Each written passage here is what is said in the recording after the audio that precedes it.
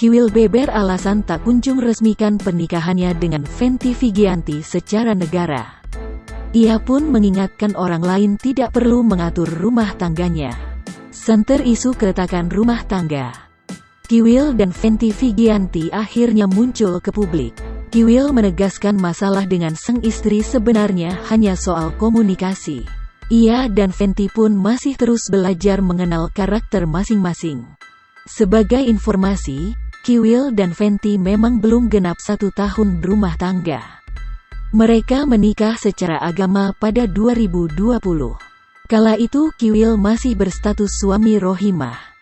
Kiwil belum bisa memastikan soal kemungkinan meresmikan pernikahan secara negara.